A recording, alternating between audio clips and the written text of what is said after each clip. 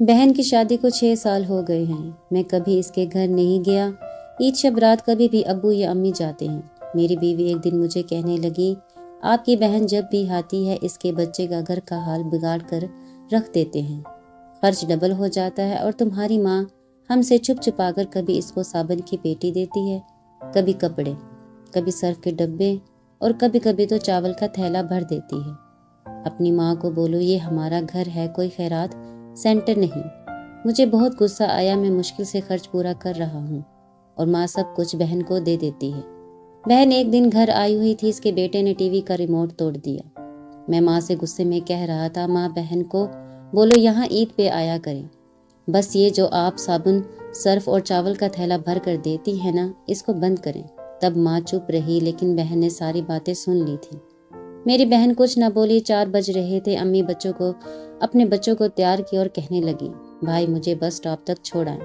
میں نے جھوٹے منہ کہا، رہ لیتی کچھ دن، لیکن وہ مسکرائی نہیں۔ بھائی بچوں کی چھٹیاں ختم ہونے والی ہیں۔ پھر جب ہم دونوں بھائیوں میں زمین کا بٹوارا ہو رہا تھا تو میں نے صاف انکار کیا، بھائی میں اپنی زمین سے بہن کو حصہ نہیں دوں گا۔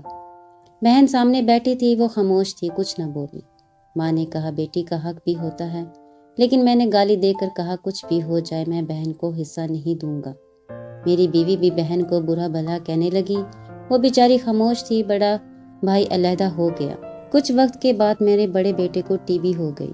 میرے پاس اس کا علاج کروانے کے پیسے نہیں تھے، بہت پریشان تھا۔ میں قرض بھی لے لیا تھا، لاکھ روپیہ، بھوک سر پہ تھی۔ میں بہت پریشان تھا، کمرے میں اکیلا بیٹھا تھا، شاید رو رہا تھا۔ حالات پہ اس وقت وہی بہن گھر آ گئی۔ میں نے غصے سے بولا، ابھی آ گئی ہے منوز۔ میں نے بیوی کو کہا، کچھ تیار کرو بہن کے لیے۔ بیوی میرے پاس آئی، کوئی ضرورت نہیں گوشت یا بریانی پکانے کی، اس کے لیے۔ پھر 1 گھنٹے بعد وہ میرے پاس آئی، بھائی پریشان ہو؟ بہن نے میرے سر پہ ہاتھ پھیرا، بڑی بہن ہوں، تمہاری گود میں کھیلتے رہے ہو، اب دیکھو مجھ سے بھی بڑے لگتے ہو۔ پھر میرے قریب ہوئی، اپنے پرس سے سونے کے کنگن نکالے، میرے ہاتھ میں رکھے، آہستہ سے بولی، پاگل تو ہمیں پریشان ہوتا ہے، بچے اسکول تھے، میں سوچا دوڑتے دوڑتے بھائی سے مل آؤں، یہ کنگن بیچ کر اپنا خرچہ کر بیٹے کا علاج کروا، شکل تو دیکھ ذرا کیا حالت بنا رکھی ہے تم نے۔ میں خاموش تھا، بہن کی طرف دیکھے جا رہا تھا۔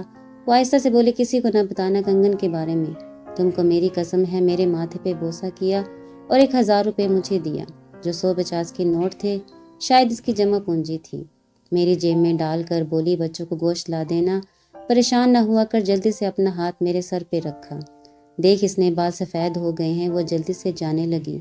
اس کے پیروں کی طرف میں دیکھا، ٹوٹی ہوئی جوتی پہنی تھی، پرانا سا دوپٹہ اوڑھا ہوا تھا، جب بھی آتی تھی وہی دوپٹہ اوڑھ کر آتی۔ بہن کی اس محبت میں مر گیا تھا۔ ہم بھائی کتنے مطلب پرست ہوتے ہیں، بہنوں کو پل بھر میں بیگانہ کر دیتے ہیں، اور بہنیں بھائیوں کا ذرا سا دکھ برداشت نہیں کر سکتی۔ وہ ہاتھ میں کنگن پکڑے زور زور سے رو رہا تھا، اس کے ساتھ میری آنکھیں بھی نم تھیں۔ اپنے گھر میں خدا جانے کتنے دکھ سہ رہی ہوتی ہیں۔